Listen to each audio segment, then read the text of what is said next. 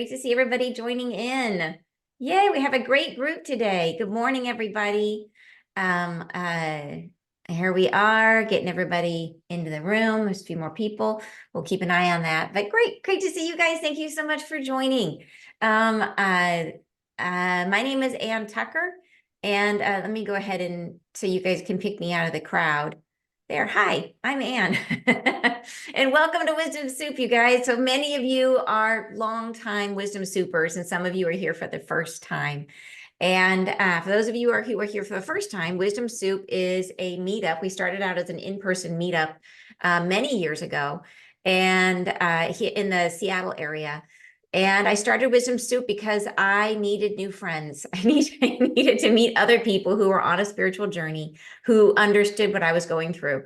And I wanted to share that experience with other people. So I started, I just literally just put an ad on Meetup and rented a theater, and people showed up, and it was amazing. And those people are still some of my close friends. So, and over the years, COVID came, we started doing Wisdom Soup online. And that allowed us to bring in people from all over the place. And that has added a whole nother awesome dimension. So we've kept it here because it makes it a more inclusive community. And I see we got people joining in from South Africa. We got people coming in from the East Coast, all over the place. So it's really cool. So the name Wisdom Soup, the idea behind Wisdom Soup is that as we are on our journey, there's never a point that we're done, right? We are always expanding, always learning. And so my thought is I want to hear about all the things. And then I want to invite practitioners and other people to come and present to us. And then we get to use our discernment to decide what do we want to keep and what do we leave on the table? What do you want to put in your own soup? And so it's the idea that we're all open-minded, all ideas are welcome, and then we will evaluate for ourselves. And I found that my soup has changed substantially over the course of my journey. There was a long time ago where my soup was pretty limited, where I did not allow crystals or dragons or fairies or anything in my soup. But nowadays I'm like, yay, bring it all. I want all the stuff in my soup. So, and you may feel similarly or different, and that's great. So, what else did I want to mention? So we always meet Wisdom Soup. We get together every Thursday, second Thursday of the month. We meet, and we've been doing this for years. Like I said, we do have a YouTube channel if you're not familiar, which is under the name Wisdom Soup. And so you can find past presentations there, as well as the recording of today's presentation will be on the YouTube channel, which is Wisdom Soup. So I would love to introduce to you guys our wonderful speaker. His name is My Tran, and I know Me personally. He's come to. I first got to know him because he came to one of my retreats. And when you meet him, you will recognize that he has a beautiful, loving energy. He's clearly been on a spiritual journey in many lives, and it radiates from him. He through working on his path, and this all came to him. It hasn't been a long time, but he has been on this like turning it up to 11 journey of learning about his purpose and stepping into his purpose, and then having the world show up and support him in his purpose. Like he's clearly on a fast track to stepping into what he's meant to be doing. His dreams very clearly showed him that he's meant to be helping and supporting light workers and anyone else who needs it, with understanding the energies that can be interruptive, that can be distracting, entities, a lot of that kind of stuff that we don't usually like to think about or talk about when we are out doing our work in the world. So I'm really excited to have him come and share with us what he has learned in this process, and he learned about his abilities and his reason for doing this work through his dreams, through channeling, and then his own guidance stepped in and has been working with him really, really clearly ever since. So it's a very cool, and that by itself is a cool and amazing story. So I would love to introduce you guys to, and let me get him in here. All right, so here is My Tran. Welcome. Buddy, good morning. Good morning. Beautiful sunny day, at least on the West Coast. I don't know where you're at. I just thanks, Anne. I got goosebumps with your intro.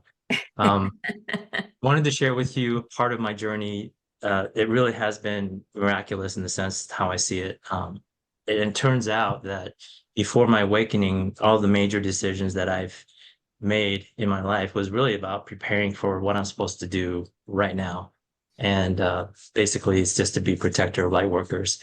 And just briefly with that journey, I was a martial artist. I've been a martial artist since I was 18 years old, and I had a 10-year career in law enforcement. And even the work that I do now is all about keeping people safe. So there's a common theme, and spiritually it turns out that everything that I did in the martial arts when it came to chi movement and channeling energy as I was doing stretches and things of that nature ends up being that was all about training my bandwidth for the ability to be able to channel energy.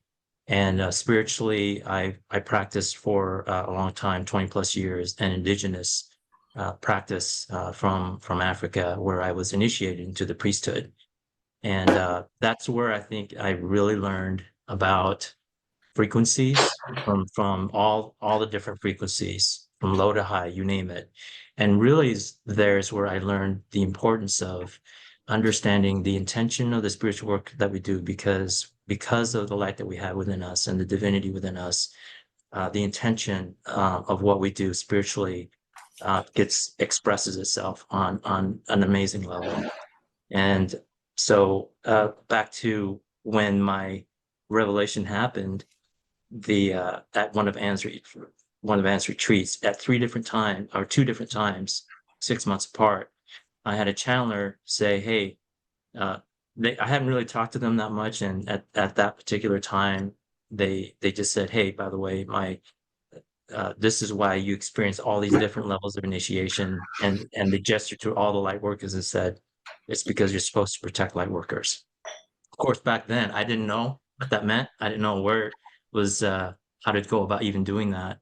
And then 6 months later, Michael Sheridan interpreted a dream of mine, and he said, "Yeah, you're supposed to protect light workers." Once again, how do I do that? So that came up, and then 3 weeks later, I had a beautiful, profound dream regarding the introduction of the angel on my team that was going to help me, and I started getting downloads of how I was about to do it, how I was supposed to do it. So that's how it all began, and the journey has been dialed up really on a fast track because I embraced it fully, and I'm loving doing what I'm doing. So it's a great opportunity for me to share with you my experience today in regards to this conversation about spiritual hygiene um, and protection. And may I share my presentation? Yes, let me get you shared. And I just wanted to mention, if you guys have any questions for me, just go ahead and drop them in the chat. I'll be monitoring the chat, and then I will go ahead and share questions with him, and he's going to stay afterwards to answer questions as well. So any questions, please just put them in the chat for us.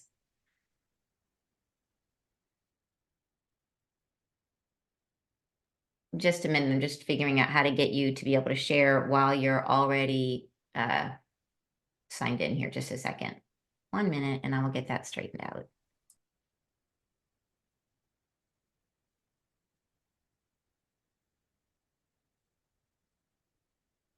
Thank you. Okay, now you're set. Everybody see that? Yeah, looks good. Okay. So spiritual hygiene, when there's conversation in the metaphysical paradigm and diaspora, when you're speaking of spiritual hygiene and protection, it's really easy to really just say, "Hey, we're doing spiritual hygiene because of protect or we need protection." Really, what I'd like to do is sort of modify that process and thinking in the sense of I'm going to introduce to you a maintained high vibe flow state. It's probably been used before. It's just a fancy word for maintaining high frequency. But uh, think of spiritual hygiene as not the reason why you're doing it for protection. It really is a quality of life decision. It helps you to bring about a sense of enjoyment, and it basically translates to a more positive organic experience with your own personal lives. And the benefit from doing spiritual hygiene, the way that I see it, is that one of the side benefits is that it affords a certain level of protection from entities and lower vibe influences. And that is really how I approach it, and it's really how it really helps with the organic acceptance of doing spiritual hygiene, because really most of you are probably doing some form of this, of spiritual hygiene. It's just circling around to seeing, oh, here's how I can enhance my spiritual hygiene to improve my own personal life and my life experience. So in the course of this conversation, we're going to talk about a lot of different terminologies are going to come up: low vibe, entities, implants, curse, infiltration. And here's the thing about these terms: because of the stigma associated to these things, and we don't really know where it's coming from, it can bring on a lot of fear. And this is the last thing I want to do in this presentation, is to present fear to you from these terms. What I'd like to really have you think about in these terms is that it's a light to heavier forms of energy, uh, and it's just energy. And so in the purpose of bringing that around, and hopefully that this is not bringing any kind of fear to you, it's just to bring awareness with my experiences I can share with you about spiritual hygiene, and to remove any stigma associated to some of those terminologies, and circle it back around. If you're hearing that, you're feeling angst within yourself about it, hopefully removing that stigma by empowering you with the knowledge from the experience that I can share with you about that. So empowering you is what this is really all about. So when we talk about lower frequency influences and we start thinking about spiritual hygiene and the need for it, the aspects of it that the first aspect is being aware of your HVF and how lower frequency influence can affect you. So we're going to look at all of these symptoms, of personal symptoms of how low frequency can affect you. But here's the thing in regards to the conversation about entities and infiltrations. Just because you have one or two of these things, these symptoms, doesn't necessarily mean that you're infiltrated, nor does it mean that you have an entity. It could just be that you're having a bad day. So just be aware of that. It's just a culmination of these symptoms where you might start thinking about, okay, I need to start thinking about whether I might have an infiltration and or an entity, or another form of low frequency influence. We're going to touch onto that a little bit later. So let's look at the left, the sudden mood changes. If you're having a good day, all of a sudden you're having sudden mood changes, depressed feelings, doubt, fear, anger. Those are some of the symptoms that you might start being aware of. Okay, some of the other symptoms are, if you're aware of your connection with your team, your spiritual team, and things of that nature, be aware that you might start feeling a disrupted block to your spiritual team, and maybe can't hear them as well or feel them as well. And if you're aware of what your gifts are, and if you're channeling at this point in time, those can get blocked as well or interrupted. Other physical things could be disrupted sleep, low energy, and a really good indicator is dreams or visions that you may have. And I know Anne is a proponent of amazing dream analysis. And in speaking, some of the dreams that you might think about are sharks in the water in your dreams, or teenagers partying in your house, and not invited. Are there other symptoms of dreams that anyone wants to, and that you want to chime in on, that they might be aware of? Yeah, a big one is somebody breaking in or trying to like people, especially for whatever reason, it's like rough teenagers breaking into your house. That's a big one. So yeah, anybody else, Wendy or any of our other dream analysts, want to share any other symptoms or symbols that you've seen in dreams?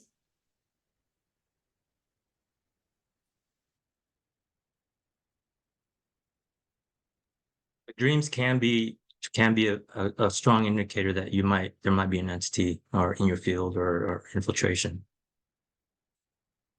Okay, moving on to physical discomfort. So various locations throughout your body, your joints, muscles, and organs, along your chakra, you might feel a tightness, or it's just not feeling right. So these energies can actually manifest to physical discomfort. I worked with someone who was susceptible to a psychic attack from another individual, and this particular individual, because of their ability with their skills, when they had ill will thoughts of the person I was working with, they were actually having manifestations of heart pain, and it would manifest to shoulder pain and tightness. And so those are examples of something of something where you might feel a discomfort. There was somebody that I worked with whose daughter had an infiltration in her chakra system, and there was a Reiki healer working with the daughter, and they were, every time that they were in the system trying to move and work with the chakra, they felt blocked, and there was not a lot of movement. And when I went in and was able to see that there was an infiltration, and I cleared them out. A couple of days later, the Reiki healer said, "Yeah, there's much easier flow now, and there's much more flow, and they're able to start seeing other aspects of the healing that was needed by the Reiki, the healer." So, an example of collaboration. We're going to talk about that a little bit later, but those are some examples that you might be feeling with physical discomfort. Any questions so far, Anne? We had a couple other people sharing. Wendy Witt shared that wild teenagers breaking in or coming through a window or hanging out in the backyard are common. Joleanne shared that she has had people trying to kill her in her dreams. Nancy said she's had demons, actual demons presented in her, or dreamt of demons in her dream. So it can show up in a lot of different ways. But the wild, if you see wild teenagers, like if you walk by, I've seen people have a dream where they walk by the front door of their house and they see the house is filled with teenagers. Okay, that's not a good sign.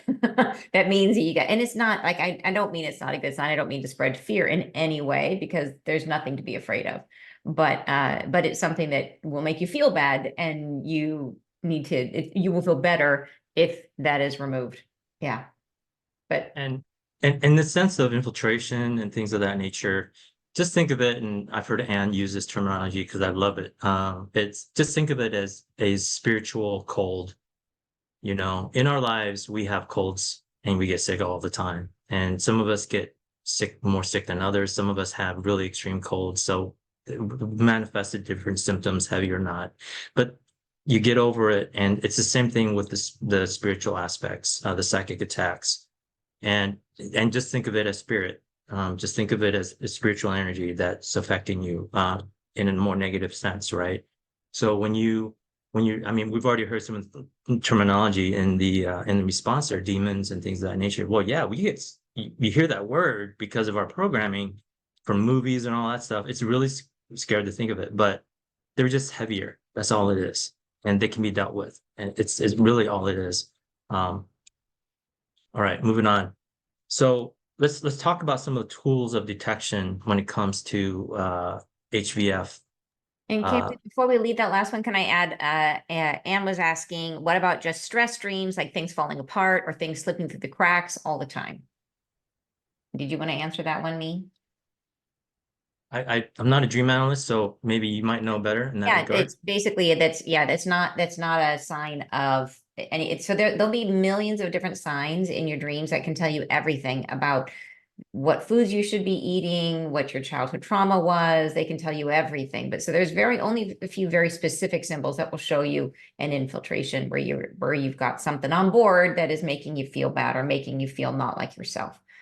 But yeah, but just to reiterate, like what Mia is saying, that it is a lot like a cold. It's not, there's a lot of stigma around it, and there shouldn't be, because it can happen to anybody and it's not a big deal. And it is just like, it's easy to take care of, but that's why we need people like me to help us understand what it is, and when to understand when it affects us. I think the biggest thing, to go back to the previous slide you shared me, is that what it typically what it can feel like is like one day you feel really positive and uplifted and you've got a ton of energy, or maybe you're motivated, and then all of a sudden you doubt yourself. All of a sudden you just feel like nothing's possible. You feel like somebody just popped your bubble somehow, and you just can't seem to get over it. And you're like, this is not me. Why am I feeling this way? And where did my zest for life go? Like, if it's like a sudden change like that, that is a great that right there shows you got something going on. It's a cold. You got a spiritual cold. But yeah, thank you, me. Yeah. And one other question is, another person, Kathleen asked, she says, I studied pranic healing with Master Ko. Are you familiar with his techniques taught to him by Master Choi Kok Sui? Is that, no, I am not familiar with Master Co. All right, thank you. So back to the tools for detection. We already talked about personal symptoms. But one of the first aspects of checking with yourself, as far as, hey, do I have a possible infiltration and or energy or low frequency influence, is the higher self, and that's the one thing that does not get disrupted, is your connection to your higher self. You might get distracted from it, but you always have that connection. I mentioned earlier in the slide where you have your gifts and things of that nature. If you get infiltrated with an entity, yeah, their intention is to block your gifting, to spread your light. So, and I'm saying it in that sense, and I'll explain why I'm saying it, because it suggests there's a sense of intelligence, and I'll explain why.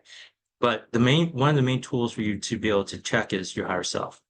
And if you aren't, other ways is your angels and guides. Now, the thing with that is that sometimes you might have an energy that is pretending to be your guide, so be aware of that. But for the most part, your higher self is a good way of checking in, whether you're infiltrated or you have a nefarious energy. Other methodologies are divination tools, right? There are many different systems out there that you can do. You can do it with tarot cards. You can set up and calibrate that with your guides as to how, hey, is this a yes or a no? You can do somatic muscle testing. You have pendulums. You've got dowsing rods and the I Ching. You've got they're Druidic runes that you can use, things of that nature. You can even use a coin. You can calibrate that with your guides about, hey, help me calibrate.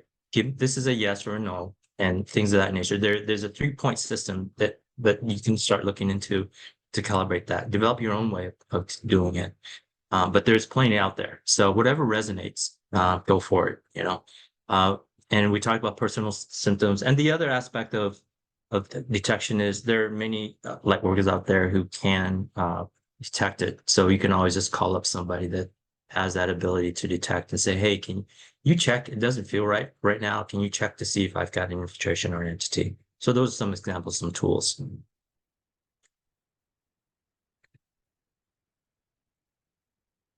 All right, so now we'll start talking a little bit about spiritual hygiene. And the main aspect of what I'm going to talk to you about here are the grounding, cleansing, and some of the tools you can use to kind of help lift up your vibration, or lift up your vibration. The most important aspect of what I have found in working with people I work with is that consistent practice helps you maintain the HVF. Consistent practice.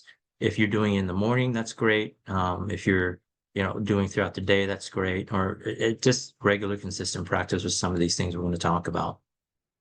And as I step into this slide here, some of the stuff is going to resonate with some of you already. And as we talk about it, it starts to overlap. All of these items start to overlap in setting your intention. Okay. So one of the first things I'll talk about is meditation, right? And meditation doesn't necessarily have to be a 30-minute sit down or 2-hour, 3-hour. If you can and you can do it, that's great. Meditation can be just a moment of grounding and finding your center, much like when Anne does right before her peace bathing. Or you could take a moment and you're outside and you take a deep breath, and just take a moment to be reflective upon yourself and ground whichever way methodology. That's a form of meditation. Of course, there are other forms of meditation in Qigong. When you're combining that with physical movement, you can combine your breathing techniques and meditation techniques with your walking and exercise. And if you're not in a position to walk or exercise, you can just do stretching, right? And then use the meditation and visualization, take inventory of where you are stagnant-wise within your own body, and use that meditation and stretching to move that energy away from your body, and ask for cleansing in that regard, as an example. Here's where I like to talk a lot about nature. Nature is a wonderful way for you to really raise your HVF. And Friday Live a couple of weeks ago talks about where we come from, and even in that, the angel said that we were integrated with the inception of the earth and with our incarnation, and which is why it explains some of the techniques here involving nature is wonderful for us to synchronize with it. Okay. So with nature and earth, if you go out and you just go for a walk in nature and you'll find that you'll get a sense of just centering and clearing and cleansing. It helps you to clear out all the stuff you maybe been dealing with. And the earth is a natural absorbent of that. Just think of the texture of the earth and how it is in its many different formats, right? And the earth has always been supportive for us energetically in that way. The reason being is because if you think about plants, they photosynthesize high frequency light, sunlight, and that's the nature of their existence. So when you're walking among them, your body helps it synchronizes with that frequency. That is why you have that. If we talk about, and here's the thing about doing this presentation is that I've reflected upon all the other elements, and I've talked about water and fire as well. But here's the bonus. I figured out the air aspect of it and reflecting of the air. If scientifically air, if you think about oxygen and what it does for our body, it revitalizes the cells in our body. And if you think about what air does in regards to think of a amount of sand. If air comes through, it can push away that sand and cleanse that sand from the area. So one way to visualization of the air in cleansing you is when you take a deep breath, think of blue, beautiful white light coming through and vitalizing the cells in your body. And as you breathe out, think of what the air does to a sand. That sand is stagnation in your body. So if you find that in your body, that's a methodology you can use where you're using air. Okay. If you think about water and its natural existence, remember we're 60% water, and the natural existence in water in earth, either in the flow of the river or just a stagnant pond, right? There's a difference. There's a stagnant muck that can happen with us, but then there could be a free flowing aspect of water, like there is in a river. So take advantage of that element of the water where you can, if you're taking a shower, and envision what the water does of the flowing movement in the river. Think of movement as cleansing and clearing. So when you're in the shower, take a shower, ask the spirit of the water to help. Take a deep breath, ask the spirit of the water, and take inventory of where you may be having some stagnant energy, maybe in your head because you had a rough day, or maybe the shoulder doesn't feel right. And think of the water as use the somatic experience of the water running down your body and cleansing and moving that energy and just washing it down the drain. Fire is wonderful. Fire is, you can think of fire in the sense of what it does naturally in the earth. It's a natural cleanser of the earth in the renewal process with forest fires. There's always a renewal and after a forest fire, and there's because a forest needs to be cleansed and naturally cleans and burns, but then there's new life that grows from the fire. So sacred fire, if you're using that in your meditation, you can use sacred fire and think of that as coming in and burning away the things that are heavy with you within your body.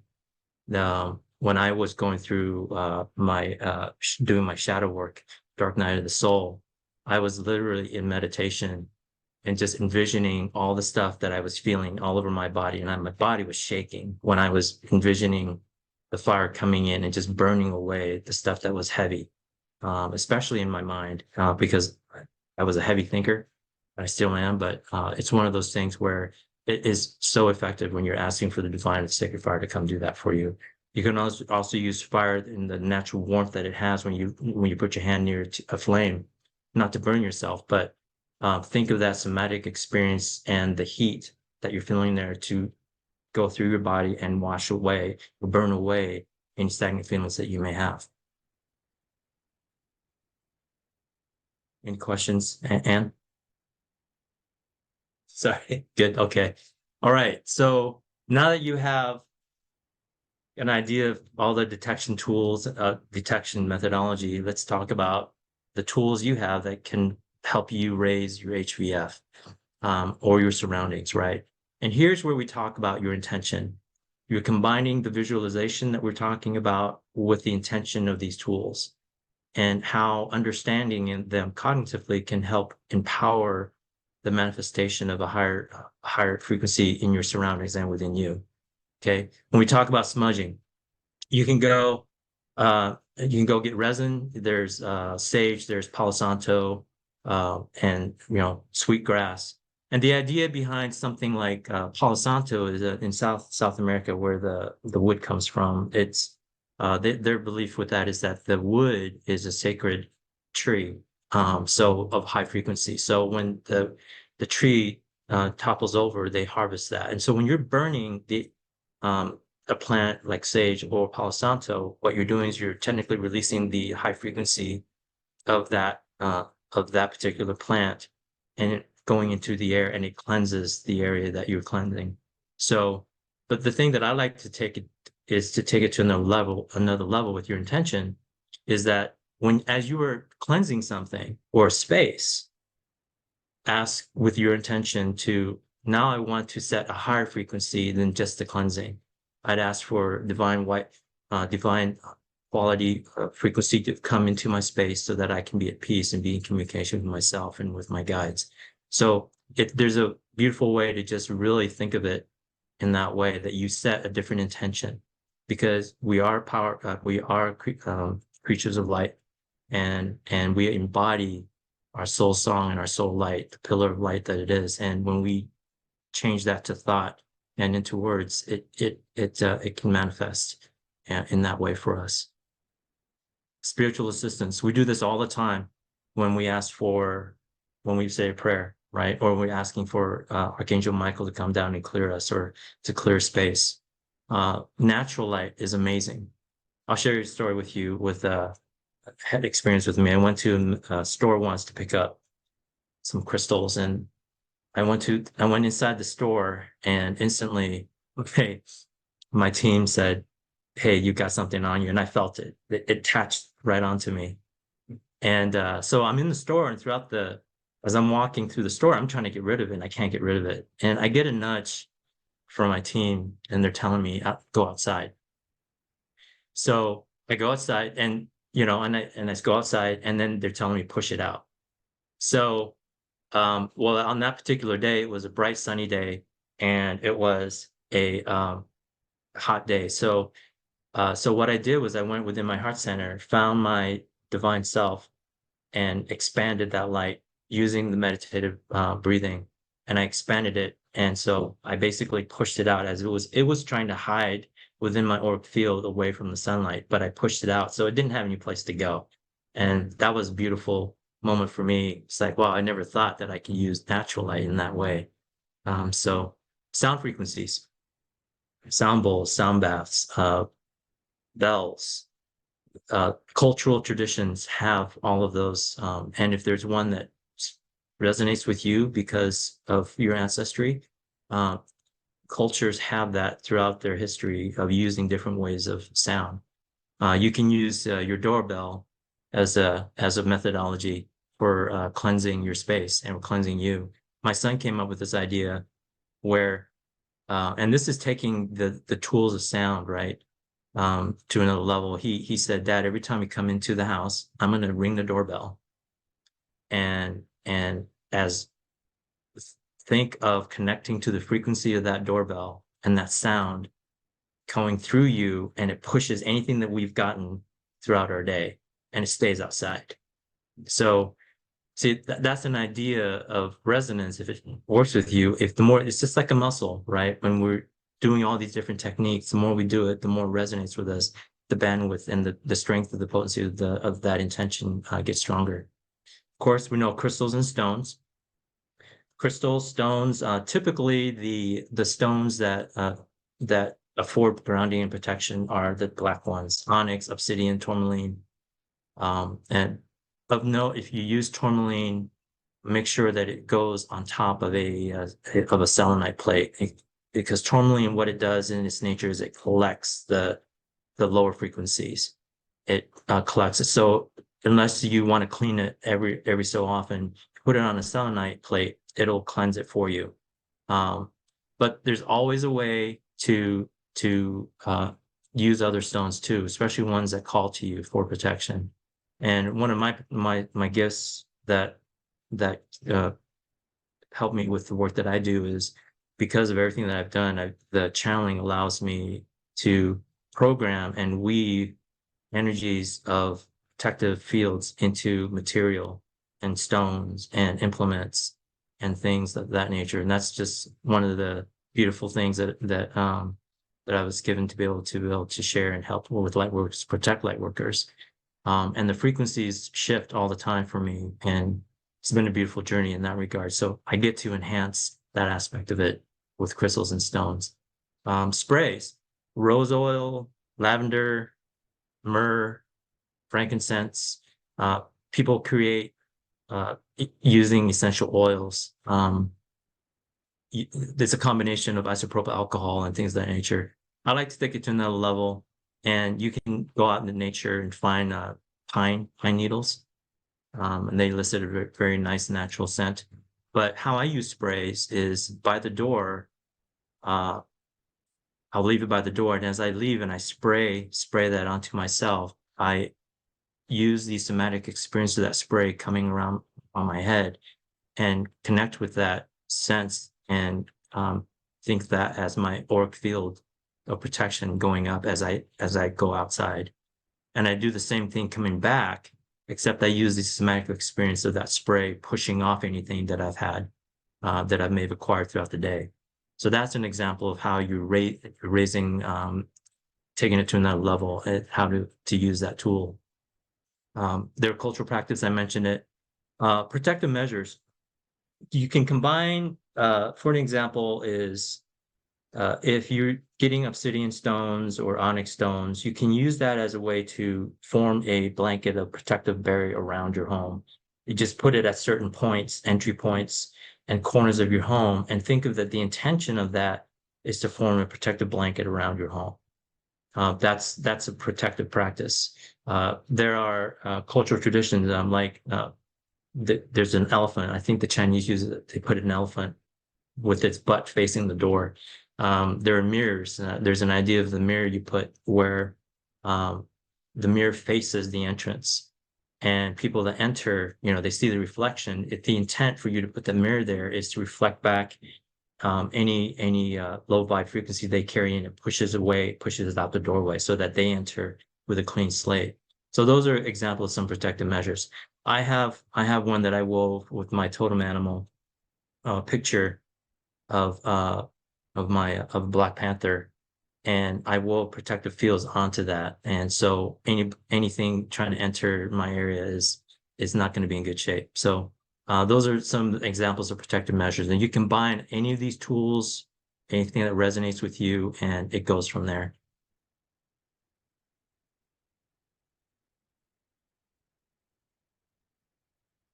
Okay. All right, here's where we start talking about some of the deeper dive stuff when it comes to protection. There is, if you think of it in terms of the concept of yin and yang or light and dark, or the concept of universal balance. If there's more light, then the dark has to naturally be more dark in order to counter it, right? Or vice versa. But what's going on right now, and this is just a theory of mine, and it's sort of been my experience, is that because the Earth is going through an ascension process where it's raising its frequency, more light is coming in, and more frequency, higher frequencies coming in. So the natural universal concept of that is that the darkness, if you think of it in those terms, is going to get heavier to try to counterbalance that. Well, the rules are changing, and the concept of this energy is that it's being ushered off of the planet. So it will allow for the Earth to keep the higher frequency, and the light beings that are on that continue this journey in this frequency. The only way that can happen is the darkness to be ushered off. And what I'm encountering, and so right now, though, we're in the process of doing that. So we're in it right now. We're in the mix of it right now, dealing with all this darkness. And you see it on a macro scale, the consciousness, all the division that's going on, and also probably within yourself too, the healing that you have to do, the karmic paths that you're on and the healing that you're doing in order to do that. So what is going on, at least in my opinion, is that the darker, lower frequencies is trying to interfere with the HVF and with life. And that's part of the action that's going on while the shift is going on. So the energies can be heavier. And in order for us to really deal with it, we have to really lift this out and usher it, and we have to deal with the aspects of that, whether the healing within ourselves and or on the larger scale. But overall, when it comes to low fi frequencies, there is a consciousness to it in what I've seen, in how it conducts its way to infiltrating you and or entities and things of that nature. But it's just a cold. Okay. It'll interfere with your work. And if you're a light worker, it will interfere with your light, what you do. And when we talk about light working, the way I see it is that anybody that is a light worker is walking this, an awakened path. You're trying to raise your frequency just through the process of your healing, personal healing. And you have just as much of an impact walking into a room of people, as someone else who's maybe low vibration or is having a bad day. When you're if you think of it organically in that sense, somebody walking into a Starbucks, and it can affect people because they see it, right?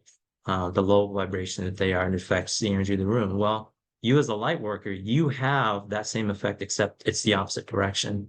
You brighten people's day, and just think of it as a pond of still water. You throw a rock in there, right? You have that effect just walking your path.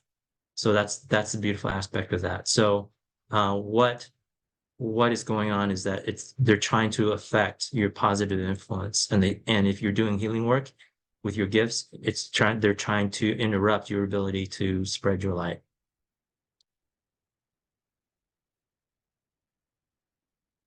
What are some of the sources of entities or low vibe frequencies? Physical locations, bars, garbage dumps. Think of some other places, jails, places that have already, number one, consciousness of art. If there's people that are in that conscious state of just operating at that low level with hate, aggression, that's where entities are going to attract. That's where they're going to hang out. Not that bars are that way, but when you're in a bar and you're drinking, you're lowering your vibe, right? So that's where entities are going to hang out. So smells are also an effect as to where entities hang out. Putrid smells, rotten smells, entities hang out there. Okay, that's why sprays work great, because lavender smells great. I love the smell of lavender, right? So the good smells is where the high vibrations are. Can I So add to that about the smells? Is that's another sure. way of detection that I used to joke all the time that my smeller was broken because all I would smell was pee or pot. And it turns out that is how I would detect entities, is by the smell. And I smell them as stale urine is how they appear to me. Sometimes the smell of pot, but less so. More often it's stale urine. And to give you an example of that, one time I was having work done on my house, and I had a contractor come in to give me an estimate, and the house was all torn up. There was just basically wood on the floor. There was no carpet, no anything, because we were still in construction. And he was estimating, I went into the other room, and in the corner, I smelled stale urine really strongly, to the point where I didn't dawn on me at first what it was, but I was kept looking around. I thought I was like, one of the contractors could not have peed in the corner. I didn't see any stains. I was looking there. I thought maybe an animal had gotten in. I was looking everywhere for where the source of this really strong smell. And then I cleared the room, and boom, the smell was gone. And it's some people will, so if you notice, it could be the smell of rotting flesh. It can be the smell of stale urine. It can be the smell of pot. It can be putrid smells, strong putrid smells. Just thought I'd mention that since you're talking about smells. Yeah, thank you. No, you're not the only person that is able to smell entities. And you're like a walking antenna radar for entities, right? With the smell. That's fantastic. I know of at least 3 or 4 others that are capable of doing that. So moving on, the next source is psychic attacks. So here's where we'll talk about hexes versus curses, and Psychic attacks are basically someone that is having ill thoughts of you. Okay, if they're operating from a low vibe frequency, hate, anger, resentment, things of that nature, and ill thoughts of you, depending on where their state is, project energy. Remember, thoughts are energy, so are words, right? And so if they say something, oh, this person needs to go, that is a form of hexing, and it can affect you. But here's the thing that affects the hexing is that depending on that individual's process, as far as if they have gifts that can enhance that, if they have an ancestry that a lineage of practitioners, they may naturally be stronger at hexing you. So, and I'm saying these terminologies, and I shouldn't say you because really this kind of stuff is pretty rare, but it is out there, and I'm just saying it as a sense of um, how it pertains to psychic attacks. So that can happen. People's ill thoughts, words to you, and depending on their skill set and what's some of the natural gifts, just their natural or things that they've developed in their lives, and there are that can strengthen their ability to hex. And so next is rituals. When I was in the practitionership with the indigenous practice, rituals can be beautiful, right? They can have beautiful results and beautiful celebrations, but they can also, on the lower vibe, if someone that is using these rituals can bestow curses that can go from the past to the present, so that can transcend lifetimes. And the reason why they're so powerful is because first of all, the person that's doing the ritual has an understanding, has tapped into that frequency to be able to change the energy of one particular source and move it and manifest it so that it serves the purpose of the intended ritual. And what makes it even potentially even more strong is that because it's coming from a place of control and power, it can attract pretty powerful entities that will support that ritual, because the entity is going to potentially get that feeding off of that energy. So that's where curses come from. Um, I'll share. I'll do it before I share the story. Can I do a pulse check? These are very rare instances. Just wanted to make sure. I'll share with you an experience I had with rituals. So there was a priest from my old tradition who was doing a ritual that was using life force to do this ritual. And the thing is, it came from a place of control and power. And what happened was that it drew in a very powerful, malevolent spirit that had the same sort of frequency.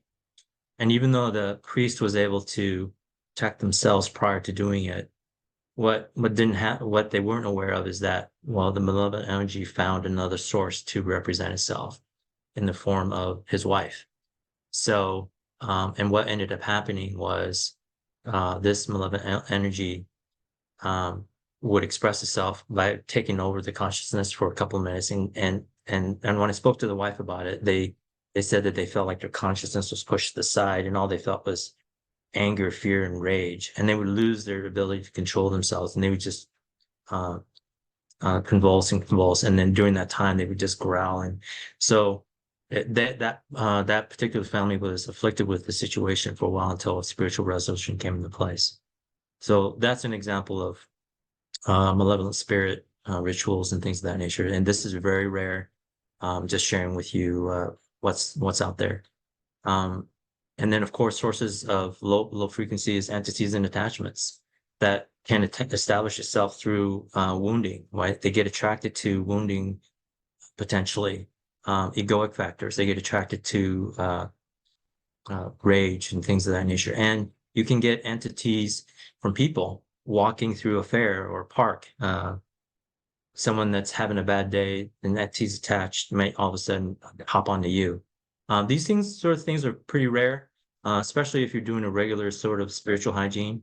But I'm just for the sake of illustrating, I'm giving examples of what can happen.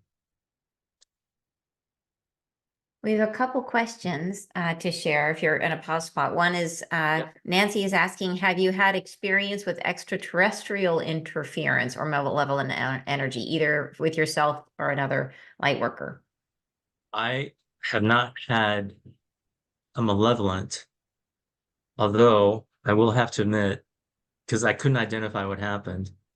One, I was using some methodology that Dr. Greer, I don't know, for those of you who don't, Dr. Greer, he's a big proponent of extraterrestrial and the positive influence that they have. If you look him up, he's done a whole bunch of documentaries.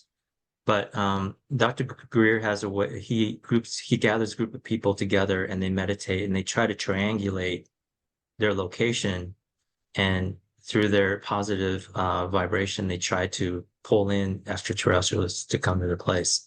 So I was actually practicing that technique.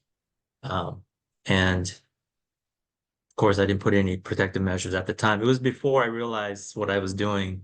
And in a half dream state, I saw in my third eye a little portal open up. And then I felt this coldness come into the room. And then that's when I was like, okay, this is not, because I'm feeling fearful at this point. So the energy that was coming in was not what I think it was, I don't know if it's extraterrestrial, but that was the exercise I was doing. So I think I drew in something. And then that's when I called in Archangel Michael and said, okay, I need your help clear this out for me. And it went away. So the coldness feeling in the room was what triggered it for me. I was like, nope, I'm not ready for this. I'm done. I'm moving it on. So sharing you that experience. There's one other question about somebody's wondering if they can affect people from bad movies or books. So here's how movies and books can potentially affect. If you're watching a lot of those kinds of, especially horror movies or books that are scaring you, it lowers your vibration. So that's a point of that can lower your vibration and potentially attract something to you. Versus if you're watching rom-coms and beautiful documentaries, that raises your vibration. So there's a difference, and I only say that to illustrate it. I know for myself, I can't watch those kinds of movies anymore because I know it affects my vibration. And I used to be able to watch action movies and gore movies all the time, but all the violence and all this stuff I know is affecting my HPF. So just be aware of that. Just be aware of that. We've It's all subjective. Oh, Yeah. thank you. And I also would share that I have seen that energies can attach themselves to objects, and it can be something very innocuous. It can be, I've seen it in dreams, as examples, like in a teddy bear, in a book, it's an object, and so it can hold or attach something. So it's like I said, but it's not a thing where we're going to go through our life being suspicious. I think that the best thing is to think of your body as your barometer. And if you feel great, then you are great. If you feel bad, and if it's unusual to feel bad, if it's out of nowhere, then, or if you smell a stinky smell, or if it's something that's like out of nowhere, a shift from how you normally are, that's how you tell. But it can come from anywhere. Like that one I told you about, the contractor just brought it into the house and then hid in the corner. So it can come on an object. So it's a good idea if you, my daughter loves to thrift. Like I frequently will clear her apartment just to be safe, to clear the objects in her apartment because she loves to buy secondhand stuff. Right. Rana had a question. She said she started doing regression hypnosis, and then her dream showed that she was infiltrated. And this was her first time. And she's wondering if it can happen through doing regressions, even though we do a lot of protections during the inductions. Let me check on that particular one. Actually, it wasn't, and it was just a channel practice yesterday when Michael was checking us to see if we were clear. Okay. And he showed that I was infiltrated, and it was the first time that I've ever been infiltrated, and I had just finished a regression. Okay. Okay. So thanks for the question, Veronica. And it's actually good because it brings out a lot of different aspects of how you can get contaminated. I'll call it in that sense. Not contaminated, where sickness gets spread. So much like much like when you walk into a room that someone's got a cold or something, there's a risk that you can get that cold from them, right? If you are in a situation where you're potentially sharing auric fields because you're meditating together, or somebody's reading for you, or you're doing healing work, or a healer's doing work on you, there's the auric fields that interconnect. The entity can cross that interconnection and then infiltrate you as well. I've dealt with group meditations where someone that came out of that felt like they were infiltrated, and I checked they were, and I had to clear them, and then I had to try to trace back to the source of it, and that's how it was discovered that it happened when they were in this group meditation. I'm not saying it's going to happen to you in group meditations. I'm just saying there's that sometimes. It's very rare, but it does happen periodically. So so be aware of that. That can happen as well. Like I said, it comes from people. So I had an incident, someone brought up where they paid someone to do a reading on them. Well, what happened was the person that was doing the reading was actually infiltrated, and they ended up getting infiltrated when they allowed that person to come in to do a reading on in their auric field. So that's an example of that. And I don't know if I answered your question, Veronica. No, But is there? it's Rada, but also I had done a lot of protection, surrounding ourselves and doing a lot of protection at the beginning of the regression. So I just didn't know if it was from that or just something else. I didn't know. What I would add to that, just so there are ways that it's a great idea to do the protections and the things that Mi is talking about sharing. These are sort of general things, but if it's a determined entity, there are ways. For example, you're going into a past life regression. That's a perfect opportunity because it's almost like a back door, that there may be a weakness from a past life that entity can take advantage of and find a doorway in that you haven't thought of closing. And so there's lots of different ways it can happen, and it's interesting to know. But in terms of your safety, in terms of your well-being and your feeling good, the main thing is, like I said, when it happens, there's no stigma to not worry about it. You learn techniques to remove it yourself, or if you find that your own techniques aren't strong enough, then you get help to remove it. But so that may be how it came in, is maybe you were more open to some of your past life energies, and there may have been even though you had protections in place, there may have been a doorway that came open, connected to a past life open. So they'll attach to a weakness, to a wound. They come in through wounding. So if you have a particular wound that maybe is not in your normal field, but you connected to it through the regression, that may be a doorway in. I wanted to add another question here. We got Martha said, can you clear yourself by asking your archangel or guardian to clear you? Yes, you can. Yeah. You can do that. Always important when you're doing clearings and to make sure a couple of days later, check with your higher self, or collaborate with somebody else. Hey, I had this happen. I cleared it. Can you check my field again to see? Because sometimes clearings, they go away and then they come back. The clearings I do, I transmute it, so they don't come back. It's ushering it. I think of it as burning them away. So, but depending on the kinds of clearing and what your field is, what you do, and so sometimes, always check from the comeback. Okay. Archangel Michael is very powerful. Yeah. Oh, yeah. One other was Tammy said she got sucked into an email scam. How does she's wondering if that would be related to an entity getting sucked into an email scam. Okay. Yes, it's possible. Not in the sense of digital transference of energy. It's very possible. I dealt with what we call, so all the examples I'm giving you, I just want to make sure I preface it out. These are very unique instances, and they're more heavy in a sense.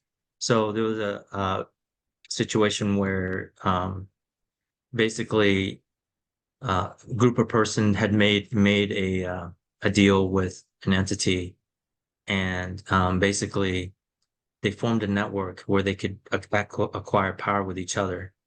And so what they would do then is use that connection with the entity and instill a endowment onto digital messages so that the entity would potentially infiltrate into anybody that reads it. And that's something I had to deal with at one point, but there was that potentiality of that. And so, but it's very rare, like I said, very, very rare. And then one more question was regarding a healer or channel who may be infiltrated. How can we protect ourselves during a reading she had, because she had a recent reading and had negative emotions afterwards? And I would just want to clarify to that before you answer me that is sometimes if you're having a healing, negative emotions can come up, but it can be part of the healing. That sometimes it connects you to wounding that has to come up and out. But if it's one of those things where it start all of a sudden the lack of self-confidence, that kind of stuff that seems to be out of left field, it can be a transfer of a negative energy. Me, could you answer her, please? Yeah, can you please ask the question again? I was listening to your answer. Yeah, that thank you. Regarding a healer or channel who may be infiltrated, how do we protect ourselves during a reading?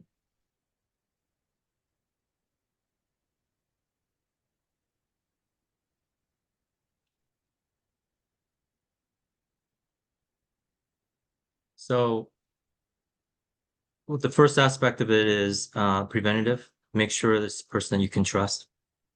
And before you go in, before you allow them into your auric field, you can ask for if you have a form of protection, or you can just ask the divine to put a protective barrier around you as the person is coming in to do the reading on you.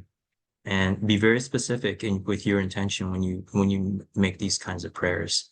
The angels are very specific in, they love to help you, and they will help you to the capacity that you ask them for, and that's why you have to be very specific. So if for example you're getting a reading from this person, say, I like protection from any potential entity, specifically from this person that might be coming external. As they're in my field. So be very specific what you're asking for in protection. Make sense? Thank you. You're welcome. Okay. What was I going to say? There's something else, but all right, I'm moving on. Okay, a deeper dive into what's I mentioned earlier there was a sense of intelligence characteristic, and this is all through my own experience in working with these entities. They and how my team talks to me about entities is that they described level 1s, level 2s, level 3s, and so on. Basically, level 1s are the lowest, weaker ones. Think of it in that term. And then as the numbers get higher, they get more powerful, and they get a little bit more strategic in how they do things. So there is an intelligence to it. The level 1s are the ones who are just kind of hovering, hanging out, right? They like, for whatever reason, attached to you, and then they'll just be there because they're just kind of existing, doing their thing. When you start getting to level 2s, there's a sense of understanding of, oh, this person can affect my existence. Or they can pick, oh, this person is trying to get rid of me. I'm just going to just run, hide, and then come back. So there's a sense of intelligence of that survival aspect of it. And then, the level 3s then start potentially influencing by lowering your vibe directly, right? If you're infiltrated, they'll start things such as some of those mood changes and things of that nature. Level 2s are capable of doing that too. My first time I ran into one that was hiding from me was earlier when I started this work, and I was working in someone's field, and I was reading their field. My team shows me infiltration in a certain way. What they do is they put a blanket of darkness around the person's auric field, and that's how they tell me this person's infiltrated. And as I was looking at the person's auric field, that blanket of darkness started to recede counterclockwise, and never seen that before. And so I asked my team, what was that? And I just heard they're running and hiding. They're running from you. Actually, I heard running from you. So, and I had not seen it or experienced it before. I collaborated later on and asked people that I work with in regard to my work. They said, yeah, that happens. And what it is that they're sensing that you are a threat to them. So that's why it was running from you. So I have to start being aware of my own energy at this point when I work with these entities, because they're able to sense what I was there to do, or what I'm capable of doing. So there are strategies to that, but anyway, that's an idea of intelligence. To give you an idea. So I've given you some case studies I really wanted to discuss. I've already given you the ritual example, the run example. The land does also get infiltrated. We've heard many stories of that. And basically the way that I see it is that there's an imbalance in the land. The land is very, very capable of balancing itself out because it's powerful, right? The earth. But in rare instances, if there's been previous low vibe frequencies incidents that have happened or things of that nature, it can cause an imbalance, and they can get infiltrated. I had an incident where there was a person who was had let their dog out in their yard quite often to be able to just play in their yard. And when I worked with them on it, they said that for some reason their dog's not going out anymore. They're scared of going outside. And so when I checked into the land, I saw that the land was infiltrated. So I offered peace to the land and helped it remove the entity, the infiltration. And then a couple of days later, the person I was working with said, "Yep, their dog's fine. They're happy out there running in the yard again." So those are incidents where, and you've heard about these sorts of things with Native American lands and things of that nature. There's a lot of powerful energies associated to that, but that's just an example of that. Okay, so if you have an entity or you kind of sense that there's something going on, call for backup, right? If you can't get rid of it, trying all these other methodologies, find healers who I would say have this gift to be able to have this guardian role to be able to remove it for you, and someone that you can trust, and then use the collaborative methods that we mentioned earlier. 3-5 days later, check again, make sure it's gone. And if you can always call me for backup. What I do is protective weavings onto implements. And how I work is I transmute the energies. I'll go into your field and I'll check. And sometimes, a lot of times, Spirit will tell me what's coming from a wounding. Sometimes I'll see portals. The energies are getting access to you from a past life through a wounding that she's talked about. And then energetic protect. If you have groups of gatherings, I can also hold space and then protect that space. And then there are protective programs for those of you that might need some extra boost and help. That extended programs, I can also offer that for you. So, and as a introductory rate, I'm offering for new clients through the end of April if you book through me at the end of April. But I really appreciate your time. Thank you so much. Blessings. And here's my contact email if you have any further questions. If you have questions about anything we talked about today, please reach out. All right, and I'm going to go ahead and put your information into the chat here, so you have me's contact information. There's his website and his email. So, so there was just a couple other questions. Martha is asking, can I ask my higher self if I am infiltrated or have an entity? Yes. Awesome. Your higher self is the best way to do that. It doesn't ever get disrupted. Awesome. That's the first place to check. Yeah, totally. And that Yeah. is true, that your connection to your higher self never gets interrupted. So Angela says, what about clearing yourself with light language, signing, or vocal, like toning? So does that work for negative entities? If it resonates with you to do that, I'm assuming that you're doing that now because of how it makes you feel and it raises your vibration. The more you do it, the more the bandwidth for the effectiveness of it will be in place. That's the best answer for you in that regard. So it sounds like you're doing great with that. Yeah. Sound, like we talked about, music, binaural beats, things of that nature as well. Yeah, fantastic. And Randy is asking about doing muscle testing, and I would say that actually muscle testing is a super cool technique, but it takes time to learn that. You have to learn the response of your body, so that's probably for another topic. We should do a topic sometime on Wisdom Soup about learning muscle testing. So thank you for the suggestion. So, awesome presentation. Thank you for diving into a topic that that not everybody want. And let me go ahead. Let's go ahead and close your screen share, so people can see you again. And I just want to say thank you that the where are we? All right. Okay. There we go. We Thank back? you. Okay, perfect. That I know that not everybody wants to dig into this topic, that it's a hard one to talk about. It's kind of, like I said, it's sort of stigmatized and it's frightening. There's a lot of people that feel like, well, if I just don't think about it, if I don't allow it to my awareness, it won't affect me. And unfortunately, that's not always true. You know, that Yeah. that it's not something that we can have necessarily we get to choose. You know, sometimes, like I said, an entity will walk in with your contractor and hide in the corner. So sometimes it happens. And I think the biggest thing is for people to understand it's not a big deal. It's nothing to be afraid of. It is just like a cold, except it's actually easier to get rid of. So, and so sometimes we need a little help, and that's why people like me have come to the planet. So, Yeah, and just to comment on that, what you said, and one of the ways that I like to think of it in the sense of if I don't think about it and I don't believe in that aspect of it, we have esoteric experiences, irregardless of our conscious thought. And one of the organic ways that I like to reference to is that, of children that 2 or 3 years old who don't have a belief system yet, but yet are still having these amazing, beautiful esoteric experiences.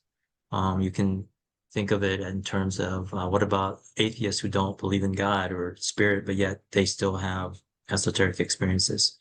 And the fact that when you put the perspective of the paradigm of, hey, this is what I'm going to do because I don't want this other, you're indirectly already acknowledging the existence of the darker low vibe frequencies.